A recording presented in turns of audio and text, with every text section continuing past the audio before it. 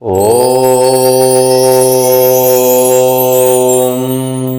अयमारम्भं शुभं भवतु। वक्रतुण्डमहाकाय सूर्यकोटिसमप्रभा निर्विघ्नं कुरु मे देव सर्वकार्येषु सर्वदा। गुरुर्ब्रह्मा गुरुर्विष्णु गुरुर्देव महेश्वर गुरुर्साक्षात् परं ब्रह्मं तस्मै श्री गुरवे नमः। श्री गुरुचरण सरोज रज निजमनो मुकुरु सुधारि वरणौ रघुवीर विमल जसु जोदायक फलचारी। राम लक्ष्मणं पूर्वजं रघुवरं सीतापति सुंदरं काकुस्थं करुणान्नवगुणनिधि विप्रप्रिय धार्मिकं राजेन्द्रं सत्यसधं दशरथतनयं श्यामलं शान्तमूर्ति वन्दे लोकाभिरामं रघुकुलतिलकं राघवं रावणारी।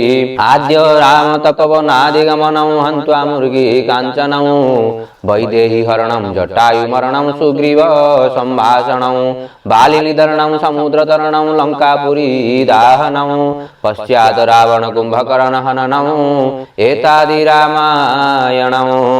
अतुलित बलधामं स्वर्णशैलावदेहं धनुजवन कृशानं ज्ञानिनं अग्रगण्यं सकल गुणनिधानं वानराणामधीशं रघुपति प्रिय भक्तं वातजातं नमामि। बोलो सियावर रामचंद्र जी की जय। श्री अयोध्या राम जी लला की जय। श्री पवन सुत हनुमान जी की जय। श्री उमापति महादेव जी की जय। आज की आनंद की जय। श्री रघुनाथ कथामृत की जय। जय जय सीताराम।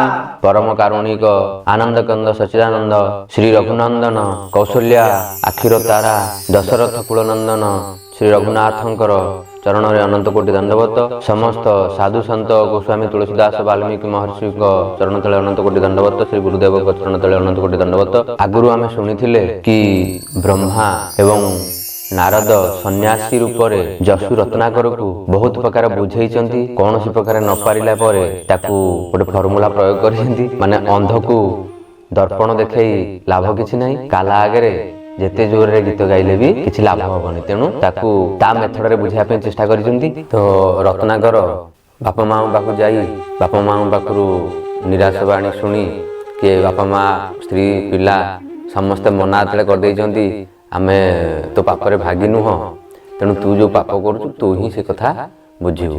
तो ब्रह्मांकर बा नारदंकर वचन रे से कथा मन सेतेबेले मन पड़िछि। बिनु हरि कृपा मिले नहीं संता। प्रभुंकर कृपा नहले केबे साधु संत मिलंती नाही। जहार पूर्व भाग्य दिसे ता पुत्र साधु संगे मिसे। जेउ बापा मांकर पूर्वर किछि भाग्य थाए किछि पुण्य थाए ता पुत्र साधु संगे मिसिब। साधु तांको द्वारे आसिकरी हित उपदेश दियंती। चवन ऋषि जड़े महान ऋषि, तेणु तांकर पूर्व भाग्य बल जसु रत्नाकर ता भितरे आध्यात्म चिंताधारा सृष्टि होइछि एवं संसार प्रति वैराग्य भाव जागृत होइछि। तेणु बिनु सतसंग विवेक न होई, बिनु सतसंग विवेक न होई सठ सुधरई सतसंगत पाई। तेणु बिना सतसंगरु केबे विवेक जागृत होबनी। तेणु किछि क्षण पाई होना कहीं गोटे सेकेंड पाई गोटे निमिष पाई होना कहीं तुलसीदास आम लिखिंट एक घड़ी आधो घड़ी आधो से पुनियाद तुलसी संगत साधु की हरे कोटि अपराध। तेणु गोटे घड़ी हो तो कि ताठू कम हो, गोटे घंटा हो कि मिनिटे हो, मिनिटे ठू भी अधा गोटे सेकेंड भी हो कि गोटे क्षण मध्य हो, गोटे निमिष पलक मात्र यदि साधुर दर्शन हो जाए दीपद बाणी तांको मुखर शुणा मिल जाए तेज से जेड़ बड़ पापी हेले भी सी तरी जाए। आज ब्रह्मा तो अलग कौन बेश आसी था कि तार प्रभावटा पड़ न था। तेणु सन्यासी बेश सन्यासी बा वैष्णव साधु सत बेशरे एमती गुण अच्छी। तेणु माने साधु सत बेश आउ भगवान बेश भितर किसी फरक ना। तेणु हरि मंदिर चिता सदाबे ସାଧୁ ସନ୍ତଙ୍କର ଲଲାଟରେ ଶୋଭା ପାଏ। ଗୁରୁମାନେ ଯେତେବେଳେ ଦୀକ୍ଷା ଦିଅନ୍ତି ସାଧୁ ସନ୍ତ ମାନେ କଣ କହନ୍ତି କି ଭେକ ବାନା କେବେ ନେଲୁ। ତେଣୁ ଭେକ ହଉଛି ଭଗବାନଙ୍କର ବାନା, ଧ୍ୱଜ ହଉଛି ହନୁମାନଙ୍କର ଧ୍ୱଜ। ତେଣୁ ସେ ଧ୍ୱଜ ଆଉ ବାନାକୁ ଗୁରୁ ମହାରାଜ ପ୍ରଦାନ କରନ୍ତି। ତେଣୁ ସନ୍ନ୍ୟାସୀ ବେଶର ପ୍ରଭାବ ପଡ଼ିବ ବୋଲି ଜାଣି ସନ୍ନ୍ୟାସୀ ବେଶ ବା ସାଧୁ ସନ୍ତକ ବେଶ ଧରି ରତ୍ନାକରକୁ ଆସି ବୁଝେଇଛନ୍ତି। ତେଣୁ ପୂର୍ବଭାଗ୍ୟ ଜାଗ୍ରତ ହେଇଛି। ପୂର୍ବର ବିଧି ରଚନା ଅଛି ଯେ ଜଣେ ମହତ୍ ପୁରୁଷ ହେବେ ବୋଲି। ତେଣୁ ସାଧୁ ସଙ୍ଗତ ପାଇ ତା ମନରେ ଭୟ ଜାଗ୍ରତ ହେଇଛି। ତେଣୁ ବିନା ଭୟରେ ଭକ୍ତି ଜାଗ୍ରତ ହେବନି। ତେଣୁ ସଂସାର ପ୍ରତି ଏ ଯେଉଁ ପାପ କରିଛି ସେ କଥା ଭାବିଲା ଆସକୁ ତା ମୁଣ୍ଡ ଚକ୍ର ଖାଇଯାଉଛି। ସେ କିଛି ସମୟ କିମ୍ କର୍ତ୍ତବ୍ୟ ବିମୂଳ ହୋଇ ବସି ପଡ଼ିଛି ଏବଂ କିଛି ସମୟ ପରେ ପୁଣି ଚେତନା ପାଇ କପାଳରେ ହାତ ମାରି ହାରେ ମନ୍ଦ ଦୈବ ମୁଁ କ'ଣ କଲି, ଏ ସଂସାର ମିଛ ମାୟାର ସଂସାର, ମୁଁ ଏ ସଂସାର ପାଇଁ ଏଡ଼େ ବଡ଼ ଅପକର୍ମ କଲି, ମୁଁ ଆଗରୁ କେମିତି ମୁକ୍ତି ପାଇବି, ସିଧା ଦୌଡ଼ିଛି ସନ୍ନ୍ୟାସୀ ବାବାଙ୍କ ପାଖକୁ। ତେଣୁ ଇଆଡ଼େ ଆମର ବ୍ରହ୍ମା ଆଉ ନାରଦ ସନ୍ନ୍ୟାସୀ ବେଶରେ ତାଙ୍କୁ ବାନ୍ଧି ଦେଇ ଯାଇଥିଲା। ସେ ସେମିତି ଅଛନ୍ତି, ତାଙ୍କ ପାଖରେ ଆସି ଲମ୍ବ ଲମ୍ବ ଗୋଡ଼ ତଳେ ପଡ଼ିଯାଇଛି। ପ୍ରଭୁ ମୋର ଭୁଲ ହେଇଛି, ତେଣୁ ମୁଁ ଏ ପାପରୁ କେମିତି ନିସ୍ତାର ପାଇବି, ମୋତେ ସେ ବାଟ ଟିକେ ଦେଖାନ୍ତୁ। ତେଣୁ ମୋତେ ଯଥାଶୀଘ୍ର, ମୋର ଆଉ ସମୟ ନାହିଁ, ସେ ବାଟ ମୋତେ ମାନେ ଏତେ ଆତୁର ହେଇଯାଇଛି। ସେ କହୁଛି ଯେ କାଲି କେମିତି ମୁଁ ଏ ପାପରୁ ମୁକ୍ତି ହେଇଯିବି। ସେଠି ବ୍ରହ୍ମା ତାଙ୍କୁ ରାମ ନାମର ଦୀକ୍ଷା ଦେଇଛନ୍ତି। ରାମ ନାମ ବେନିକ୍ଷର ତୁହି କହ, ଏହା ଜପ କଲେ ପାପ ତୋର ହେବ କ୍ଷୟ। ରାମ ନାମ ଶବ୍ଦ ବ୍ରହ୍ମ ବତାଇଲେ ଯେତେ, ରତ୍ନାକର ମୁଖେ ତାହା ନ ଆସେ କିଞ୍ଚିତେ। ଶ୍ରୀରାମ ଜୟ ରାମ ଜୟ ଜୟ ରାମ, ଜୟ ସୀତାରାମ ଜୟ ଜୟ ହନୁମାନ। ବ୍ରହ୍ମା ତାଙ୍କୁ ରାମ ନାମ ବେନିକ୍ଷର ଶବ୍ଦ ବ୍ରହ୍ମଙ୍କୁ ପରିଚିତ କରାଇଲେ। ତେଣୁ ରତ୍ନାକରଙ୍କର ପାପ ଏତେ ଥିଲା ସେ ନାମକୁ ଗ୍ରହଣ କରିପାରିନି। ହଁ, ତା ପୂର୍ବରୁ ଗୋଟେ କଥା ତାକୁ କହିଲେ ଯେ ତୁ ଆଗ ଶୁଦ୍ଧ ସ୍ନାନ କରିକି ଆସିବୁ, ତୋର ଏଇ ଶରୀର ଭିତରୁ ମାନେ ଦୁର୍ଗନ୍ଧ ବାହାରୁଛି, ଯେଉଁ ରକ୍ତ ମାଂସ ର ଦୁର୍ଗନ୍ଧ ବାହାରୁଛି। ତେଣୁ ତୁ ଯାହା ତୁରନ୍ତ ସ୍ନାନ କରି ଆସିବୁ। ତେଣୁ ସ୍ନାନ କରିବାକୁ ଯେଉଁ ପୁଷ୍କରିଣୀ କି ଗଲେ ସେ ପୁଷ୍କରିଣୀ ଶୁଖିଗଲା। ତେଣୁ ସେ କଥା ଆସିକିରି ବ୍ରହ୍ମାଙ୍କୁ କହିଲେ। ବ୍ରହ୍ମା କହିଲେ, ମନରେ ଭାବିଲେ ଆରେ ୟାର ତ ପାପ ଏତେ ଯେ ପ୍ରକୃତି ବି ୟାର ସାଥି ଦେଉନାହାନ୍ତି। ତେଣୁ ଆପଣ ଯଦି ପାପ କର୍ମରେ ଲିପ୍ତ ରହିବେ ତେଣୁ ଆପଣଙ୍କୁ ପ୍ରକୃତି ହିଁ କଷ୍ଟ ଦେବ। ତେଣୁ ପ୍ରକୃତି ଶକ୍ତି ରୂପା। ତେଣୁ ଆପଣଙ୍କ ଶକ୍ତି ହିଁ ଆପଣଙ୍କ ନିଜର ଅନ୍ତରାତ୍ମା ହିଁ ଆପଣଙ୍କୁ ବାଧା ଦେବ। ବ୍ରହ୍ମା ତାକୁ କମଣ୍ଡଳରୁ ନିଜ କମଣ୍ଡଳରୁ ପାଣି ପବିତ୍ର ପାଣି ଆଣିକି ଛେଚି ଦେଇଛନ୍ତି। ଓମ ଅପବିତ୍ର ପବିତ୍ର ବା ସର୍ବାବସ୍ଥା ମନ୍ତ୍ର ପଢ଼ି ତାକୁ ପବିତ୍ର କରିଛନ୍ତି ଏବଂ ତାପରେ ରାମ ନାମ ମନ୍ତ୍ର ଦେଇଛନ୍ତି। ମନ୍ତ୍ର ଦେଲା ପରେ ସେ ମନ୍ତ୍ର ତା ମୁଖରେ ଆସୁନାହିଁ। କି କରିବେ ବୋଲି ଭାବି ମଲା ଗଛ ଚାହିଁ, ବୋଇଲେ ଗଛ କିସ ହୋଇଣ ଛଇ। ରତ୍ନାକର ଦେଖିଲାଏ ଗଛ ଅଛି ମରି, ମଲା ଗଛ ବୋଲି ହରି ମରା ଗଛ ବୋଲି ଯେ ହାକୁ ଚାରି।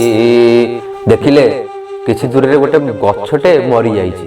ତେଣୁ ସେତେବେଳେ ବ୍ରହ୍ମାଙ୍କର ପ୍ରଭୁଙ୍କ କୃପାରୁ ତାଙ୍କ ଉପରେ ତାଙ୍କ ମୁଣ୍ଡରେ ଏତିକି ବୁଦ୍ଧି ଆସିଲା ଯେ ବା ଆରେ ଦେଖିଲି ଏ ଗଛଟା କ'ଣ ହେଇଛି ନା ଗଛଟା ତ ମରିଯାଇଛି। ତେଣୁ ସେ କହିଛି ଯେ ମରା ଗଛଟା, ତାକୁ ଶବ୍ଦ ଜ୍ଞାନ ସେତିକି ନାହିଁ। ତେଣୁ ସେ କହିଛି ଏଇଟା ମରା ଗଛ। ତେଣୁ ସେ ସେଇଠି ସେଇ ଜିନିଷର ଇଏଟା ପାଇଲେ, ତୁ ସେଇ ମରା ମରା ଜପ, ତାକୁ ରାମ ରାମ ନ କହିକିରି ମରା ମରା କହିଲେ। ତେଣୁ ମରା ଯେତେବେଳେ ରାମ ରାମ ତାକୁ କହିଲେ, ସେ ରାମ ରାମ ଏତିକି ଜୋରରେ ଜପିଲା, ଏତିକି ଆତୁର ହେଇ ଜପିଲା, ସେ ରାମ ରାମଟା ମରା ଯେମିତି ଆପଣ ଜପିଲେ ରାମ ରାମ ରାମ ରାମ ରାମ ରାମ ଏରା ମରା ଶୁଭା ହେଉଛି। ତେଣୁ ସେ ତାକୁ ଓଲଟା ବତେଇଲେ, ତୁ ଓଲଟା ଜପ, ମରା ଜପ।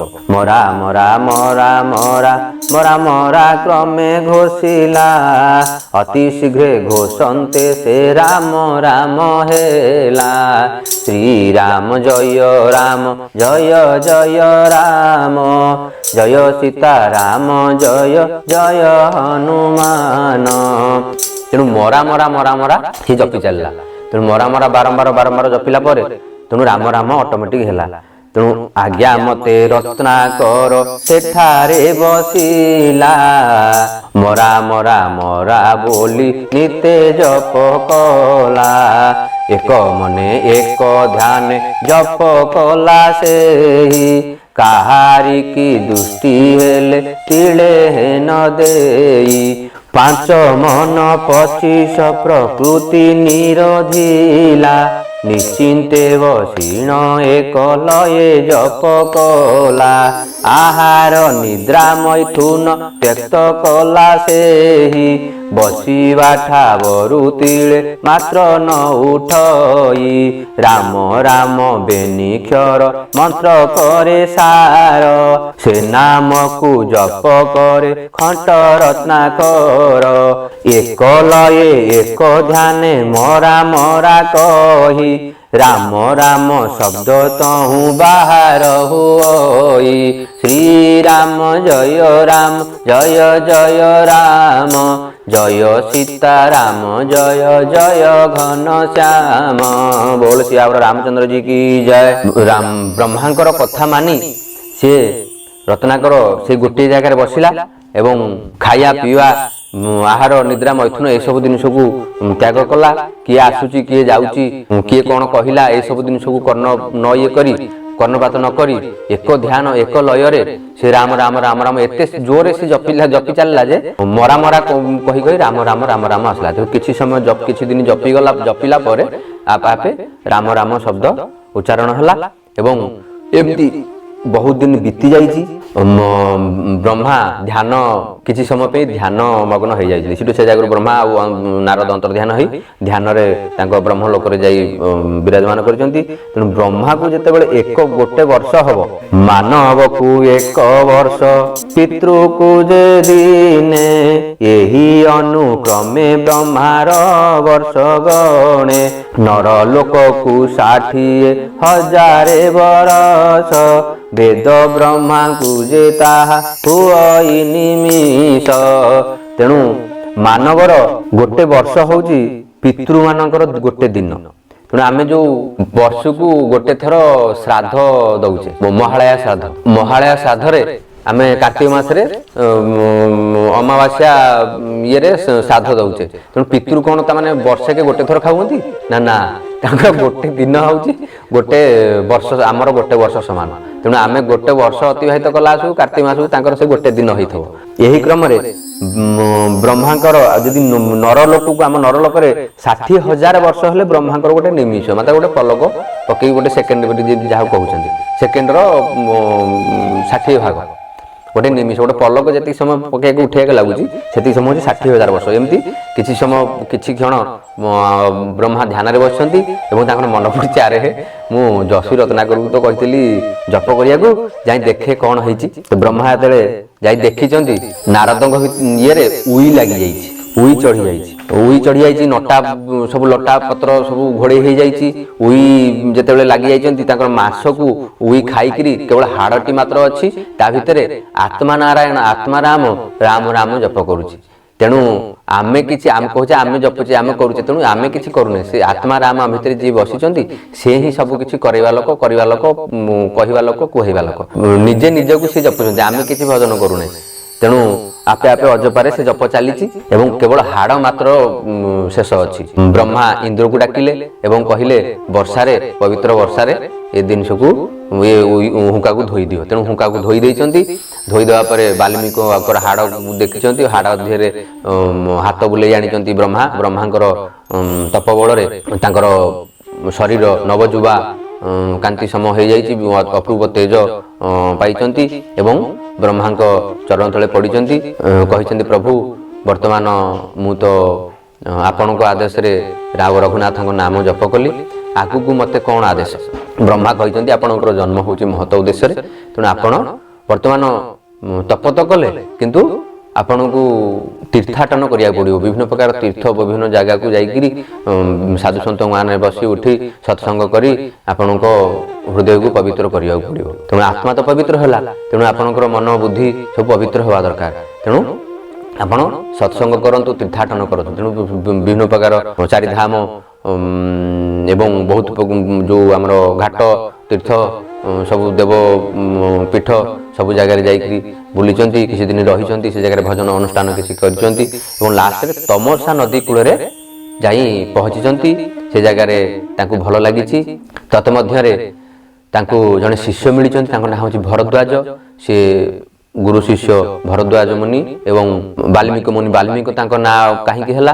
ତେଣୁ ବାଲ୍ମୀକି, ତେଣୁ ବାଲିରେ ଯିଏ ମକାନ ବନାନ୍ତି କିଏ?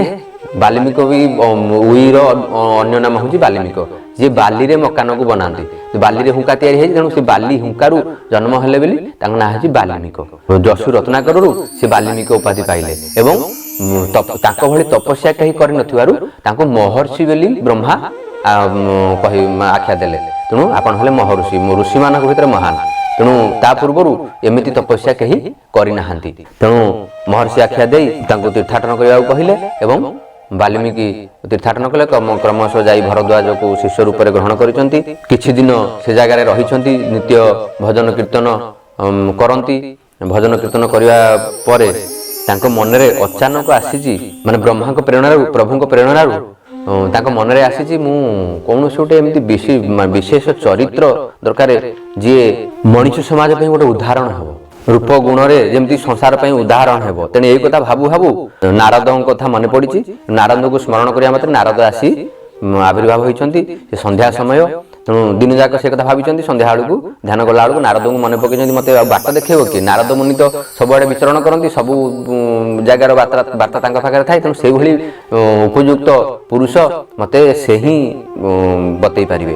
ନାରଦ ଆସି ପହଞ୍ଚନ୍ତି ଏବଂ ନାରଦକୁ ଅତିଥ୍ୟ କରିଛନ୍ତି, ଆସନ ଦେଇଛନ୍ତି ଏବଂ ପାଦ ଧୋଇଛନ୍ତି, ନମନ କରିଛନ୍ତି ଏବଂ ନାରଦ ସେଠି ପହଞ୍ଚି ତାଙ୍କୁ ମହର୍ଷି ବାଲ୍ମୀକିଙ୍କୁ କହିଛନ୍ତି, ହେ ବାଲ୍ମୀକି ମହାମୁନି, ଆପଣଙ୍କ ପାଖରେ ଆସି ପହଞ୍ଚି 100 ତୀର୍ଥର ଫଳ ମିଳିଗଲା। ତେଣୁ ବାଲ୍ମୀକି ବିନୟ ହୋଇ କହିଛନ୍ତି, ପ୍ରଭୁ ମୋ ମନରେ ବହୁତ ଦିନ ହେଲା ଗୋଟେ ଶଙ୍କା ଜାଗ୍ରତ ହେଇଛି, ମୋ ମନ ଅଶାନ୍ତ ହେଉଛି, ତେଣୁ ମୋତେ ଏ ଶଙ୍କାଟାକୁ ସମାଧାନ କର। ନା କ'ଣ? ସଂସାରରେ ଏମିତି କିଏ ଅଛି ଗୁଣବାନ, ବୀର୍ଯ୍ୟବାନ, ଧର୍ମବାନ, ସତ୍ୟଭାଷୀ, ପରୋପକାରୀ, ଦୃଢ଼ ପ୍ରତିଜ୍ଞ, ଯିଏ ସଦାଚାରୀ ହେଇଥିବ, ସମସ୍ତ ପ୍ରାଣୀଙ୍କର ହିତ କଲାବାଲା, ବିଦ୍ୟାବାନ, ସମର୍ଥଶାଳୀ ଓ ଊର୍ଜାବାନ ହେଇଥିବ। ତେଣୁ ଏମିତି କିଏ ଲୋକ ଅଛି କି? ଏମିତି କିଏ ଅଛି ଯେ ମନ ଉପରେ ବିଜୟ ପ୍ରାପ୍ତ କରିଥିବ? ଏମିତି କିଏ ଲୋକ ଅଛି କ୍ରୋଧକୁ ଜିତି ପାରୁଥିବ ଏବଂ କାନ୍ତିବାନ ହେଇଥିବ ଆଉ କାହାରି ନିନ୍ଦା କରୁନଥିବ? ଏମିତି ପରମ ପୁରୁଷ ବୀର ଯାହାର ସଂଗ୍ରାମରେ ଯଦି କୋପ କରୁଛନ୍ତି ତାହେଲେ ଦେବତାମାନେ ଭୟଭୀତ ହୋଇଯିବେ। ଯଦି ତେଣୁ ଯାହାର କୋପରେ ଦେବତାମାନେ ପ୍ରକମ୍ପିତ ହେଉଥିବେ ଏବଂ ଯାହାର ଇଚ୍ଛା ମାତ୍ରକେ ସଂସାରରେ ପ୍ରଳୟ ଆସିଯାଉଥିବ। ତେଣୁ ସେଭଳି କିଏ ମନୁଷ୍ୟଧାରୀ ସଂସାରରେ କିଏ ଅଛି କି? ନାରଦ କିଛି ସମୟ ମନରେ ଭାବି ମନ ଭିତରେ ହସିଛନ୍ତି ଏବଂ କହିଛନ୍ତି, ହେ ମହାମୁନି, ଏଥିରେ ସନ୍ଦେହ କରିବାରେ କିଛି ନାହିଁ। ବେଦପତି ବ୍ରହ୍ମା କହିଥିଲେ କି ଆପଣ ଗୋଟେ ମହତ ଉଦ୍ଦେଶ୍ୟରେ ଜନ୍ମ ଗ୍ରହଣ କରିଛନ୍ତି, ମହତ କାମ ଆପଣଙ୍କ ଦ୍ୱାରା କରିବାର ଅଛି, ଆଉ ସେ ମହତ କାମରେ ଆପଣଙ୍କର ଭୂମିକା ଅଛି। ନାଇଁ, ମୋର କାହିଁ ଭୂମିକା ଅଛି? ଆପଣଙ୍କ ଭଳି ତପନିଷ୍ଠ ସତ୍ୟବନ୍ତ କେହି ନାହାନ୍ତି, ତପସ୍ୱୀ କେହି ନାହାନ୍ତି। ତେଣୁ ଆପଣ ହେଲେ ପ୍ରଥମ ଋଷି। ତେଣୁ ଆପଣଙ୍କର ଭୂମିକା ରାମାୟଣରେ ଅଛି। ଆପଣ ସେ ଗ୍ରନ୍ଥ ନା ରାମାୟଣ ନାହିଁ, ସେ ଗ୍ରନ୍ଥ ହେଉଛି ରାମଙ୍କ ଉପରେ ଆଧାରିତ। ନା ପ୍ରଭୁ ଶ୍ରୀରାମଙ୍କ ଉପରେ ଆଧାରିତ? ନା ହଁ, ନା ପ୍ରଭୁ ଶ୍ରୀରାମ ତ ଭଗବାନ, ସେ କାହିଁ ଅବତାର ନେବେ? ନା ସଂସାରକୁ ଉଦ୍ଧାର କରିବା ପାଇଁ ପାପର ଭାରାବର୍ତ୍ତନ ଅତିକ୍ରାନ୍ତ ହେଇଛି। ତେଣୁ ସିଏ ଅଲରେଡି ଜନ୍ମ ହେଇସାରିଲେଣି। ନା କୋଉଠି? ନା କୌଶଳ ଦେଶରେ ଅଯୋଧ୍ୟାରେ ଦଶରଥଙ୍କ କୋଳରେ ଇକ୍ଷ୍ୱାକୁ ବଶରେ ସେ ବର୍ତ୍ତମାନ ଆବିର୍ଭାବ ହେଇଛନ୍ତି। ରାଜ୍ୟାଭିଷେକ ସରିଲାଣି। ମହର୍ଷି ବାଲ୍ମୀକିଙ୍କର ମନରେ ଯେତେବେଳେ ରାମ କଥା ପାଇ ଉଲ୍ଲୋଳନ ହୃଦୟ ଭିତରେ ଅଦ୍ଭୁତ ଲହରୀ ମାରୁଥିଲା, ସେତେବେଳେ ରଘୁନାଥଙ୍କର ରାଜ୍ୟାଭିଷେକ ହେଇଯାଇଥିଲା। ଆଗକୁ ଯାହା ଆପଣ ରଚନା କରିବେ ଆପଣଙ୍କୁ ଅଟୋମେଟିକ ସ୍ମରଣ ହେବ ଏବଂ ସେଥିରେ ବ୍ରହ୍ମା ଆପଣଙ୍କୁ ପିତାମହ ବ୍ରହ୍ମା ଆପଣଙ୍କୁ ସହଯୋଗ କରିବେ। तेणु ये जिन हूँ उचित आपण भितर ये कामना बा साधु सन्त मन में इच्छा जागृत हवा निहाती दरकार कारण से इच्छा बल ही आम संसार को दिग्दर्शन मिल पार। तेणु धर्मार्थ काम मोक्षाणा उपदेश समन्वित पूर्व वृत्तम कथायुक्त इतिहास प्रियक्षते। देवर्षि नारद कहते धर्मयुक्त कथा वा उपदेश हूँ आम संसार कल्याणकारी एवं पूर्ववृत्ति जहाँकि पूर्वर इतिहास जहाँकि आम धर्म अर्थ काम मोक्ष देवार सपक्ष समर्थ हवा दरकार। से भली चरित्र केवल रघुनाथंकर। तेणु रघुनाथंक ठारू दयावंत पुरुष धैर्यवान परोपकारी प्रजापालक आउ कहीं नाहांती। तांको कथा थारू श्रेष्ठ कथा संसार रे किछि नाही। तेणु सेठी से कहते राम कथा सब विधि सुखदायी राम कथा सब विधि सुखदायी राम कथा के निर्मल गंगा शीतल गंगा उज्जवल गंगा अविरल बहती आई राम कथा सब विधि सुखदायी हे कथा सब विधि सुखदायी इसी गंगा के त्यों तीर एक ही सीता दूजा रघुवीर उच्च हिमालय दशरथ रूप कौशल्यादि गंगोत्री रूप राम लखन भरत शत्रुघ्न चार दिशा में चक्रवर्ती न सब चरचित चार भाई राम कथा सब विधि सुखदायी राम कथा सब विधि सुखदायी हरिपतित उदाहरण परम पवित्र दीन बंधु मित्र के मित्र रघुवीर सब गुण के खान पुरुषोत्तम सक्षम भगवान तीन लोक में एक नाम ऐसा सहज स्वभाव सब में व्यापक श्रीयुक्त श्री रघुराई राम कथा सब विधि सुखदायी राम कथा सब विधि सुखदायी नारद सारद शेष महेश कहत थके आवे नहीं शेष धर्म मूर्ति आदर्श के स्वरूप सीता प्रति त्रिभुवन के भूप राम प्रभु की महिमा ऐसी कह न सकई राम स्वयं भी निज गुण नाम बढ़ाई राम कथा सब विधि सुखदायी राम कथा सब विधि सुखदायी। तेणु भगवान कौन कहते तेणु राम कथा ठारू आउ सुख विधि सुख किछि नाही। राम कथा हूँ निर्मल गंगा उज्जवल गंगा। तेणु जहाँकि जो रामचरित आम जीवन भितर उतारिया माने आम जीवन निर्मल गंगा परि निर्मल हो आम चरित्र गंगा भली निर्मल हो आम कीर्ति उज्जवल हेबो। से गंगार धारा किए सीता और राम गोटे धारा होउची सीता गोटे धारा होउची राम एवं गंगा कोठू बाहर थांती हिमालय बाहर थांती से उच्च हिमालय किए दशरथ एवं कौशल्या हूँ तार त्रिवेणी धारा गंगा जमुना सरस्वती कौशल्या कैकेयी सुमित्रा से हूँ तीन धारा एवं राम लक्ष्मण भरत शत्रुघ्न हूँ चार दिशा प्रचारक रघुनाथ गाथा को प्रचार बा छत्र धरिकी से प्रचार कर सी हूँ पतित उदाहरण पतित भर अहल्या को अहल्या भली पतित को से उद्धार कर दीनबंधु माने दीनबंधु भली माने गरीब जे कि निषाद राज गुहु ताको भलिया दीनहीन ताकू से मित्र रूप में ग्रहण कर सुग्रीव जाति रे बानर हीन जाति ताकू भी मित्र रूप में ग्रहण कर विभीषण ताकू मित्र रूप में ग्रहण करिसेंती तेणु मित्र पैका से जदि आपण मित्र बोली भाबुछन से आपण पे दिन बंधु तेणु आपण पाखरे किछि दरकार नै मित्र प्रणय आपण स्वागत करिसेंती आपनको सदाल पे हृदय रे लगेकी रखिसेंती रघुनाथ होंती सब गुणर खान सब गुणर खणी एवं पुरुषोत्तम भगवान तीन लोक रे एभलिया नाम संसार रे किछि नाही तेणु नारद शारद स्वयं मु निजे नारद भी बा महेश कही कही कि तांको कथा थकी जिवे किंतु शेष हब नाही तेणु सी धर्ममूर्ति आशीर्वादर स्वरूप तेणु सीतापति श्री राम तांको ठरु तांको ये ठरु आउ कौनसी तेणु राम नाम स्वयं राम नामर महिमा स्वयं राम भी वर्णना करि पारि बा असंभव तेणु राम ते अधिक राम करे नाम तेणु रामकर नाम होउची सबुठरु श्रेष्ठ तेणु राम नाम गाई वाल्मीकि आज आम जशु रत्नाकर वाल्मीकि पालिटी एवं राम नाम प्रचार ब्रह्मांकर उपदेश रे राम चरित रचना करने निष्पत्ति नहीं संध्या बंदन जो आमर यही कथा कथबार्ता राति बीती जाइए सकाळ होती सी प्रातः संध्या बंदन तमसा नदी में जाई पहुंची स्नान करने समय देखिंट क्रोंच पक्षी बा हंस हंसी दिज प्रेम आलाप होती तेणु आम आगू कथा जानिबा तेणु आज एतिकी सर्वे भवन्तु सुखिना सर्वे सन्तु निरामया सर्वे भद्राणि पश्यन्तु मा कश्चित् दुःख भार भवेत् पूर्णमदं पूर्णमिदं पूर्णात् पूर्णमुदच्यते पूर्णस्य पूर्णमादाय पूर्णमेवावशिष्यते हरि ओम शांति शांति शांति बोल सियावर रामचंद्र जी की जय।